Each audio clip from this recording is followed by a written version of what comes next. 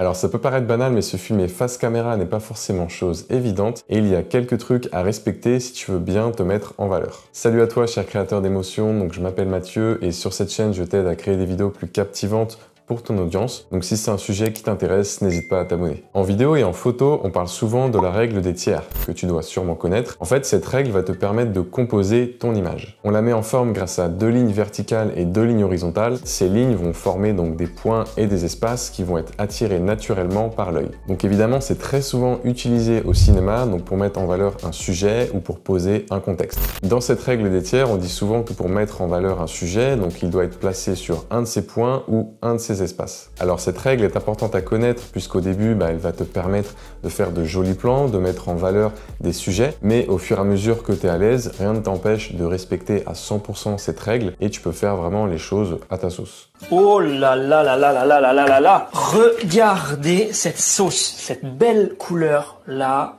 En ce qui concerne le cas précis de se filmer en face cam, je te conseille de te placer donc au centre de l'image, comme si tu parlais à quelqu'un. Donc ça, c'était pour l'axe horizontal. En ce qui concerne l'axe vertical, je te conseille de placer tes yeux au niveau de la ligne horizontale, donc la plus haute, afin d'avoir une bonne composition d'image. Concernant l'angle de vue de ta caméra, je te conseille de la placer légèrement au-dessus de tes yeux et d'incliner légèrement l'objectif vers toi. Donc c'est-à-dire en légère plongée vers le sujet. Ça amènera encore plus de proximité entre toi et tes spectateurs. Bon, ça me paraît évident, mais évite ce genre d'angle de vue donc en contre-plongée. Donc c'est souvent utilisé au cinéma pour mettre le sujet en domination par rapport aux spectateurs. Donc du coup, c'est pas du tout adapté pour de YouTube. Ou à l'inverse, en plongée, donc pas du tout adapté aussi. Donc qui là en fait permet de mettre le sujet en infériorité par rapport aux spectateurs. Retiens simplement que pour du facecam YouTube, il faut que ça reste neutre. Petite parenthèse, donc je profite de cette vidéo pour te parler de mon guide vidéo gratuit, donc qui va te permettre en fait de créer du contenu pour captiver ton audience. Donc on va voir ensemble donc comment être à l'aise devant la caméra, comment dynamiser tes vidéos, comment illustrer tes propos, comment casser le rythme grâce à la musique et comment ajouter du sound design. Si ça t'intéresse, tu peux y accéder gratuitement via le lien en description. Ah oui, j'ai failli oublier, je serai en live sur YouTube ce jeudi 3 mars à 18 h, donc c'est-à-dire demain si tu regardes cette vidéo à sa sortie. C'est quelque chose que j'aimerais faire chaque semaine, donc si ça t'intéresse, n'hésite pas à me le dire en commentaire, ça m'encouragera. Pour ce premier live, on parlera de la prise de son pour tes vidéos YouTube.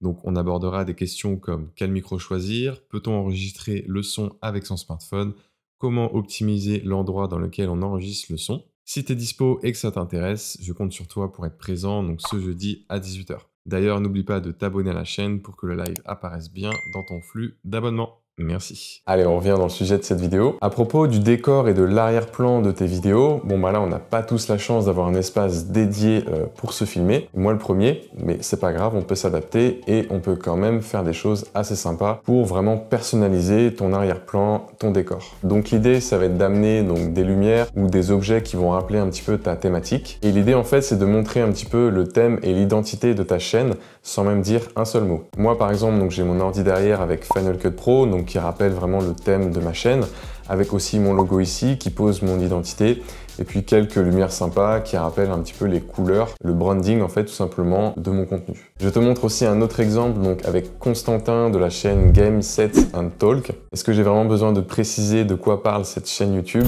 Et en fait c'est ça qui est top, c'est que tu vois juste en te montrant une image sans le son, eh bien tu peux savoir de quoi cette chaîne parle. Tu peux aussi amener des lumières qui vont amener une certaine ambiance et affirmer ton identité. En fait, les spectateurs habitués à tes vidéos vont se dire inconsciemment « Tiens Nimei, c'est cette ambiance, ces lumières, ces couleurs, etc. » Et donc, ça va renforcer ton image de marque ou ton branding en anglais. Et tout ça, c'est important parce que tes spectateurs vont se sentir appartenir à une communauté. Ça permet de montrer qui tu es et de créer un lien avec tes abonnés. Voilà, j'espère que la vidéo t'a plu et qu'elle t'aidera à améliorer tes facecam. Si c'est le cas, comme d'habitude, tu le sais, tu m'éclates ce pouce bleu. N'hésite pas à me dire en commentaire si tu as des idées de sujets pour une prochaine vidéo. Et quant à moi, je te dis à la prochaine pour de nouveaux conseils. Salut!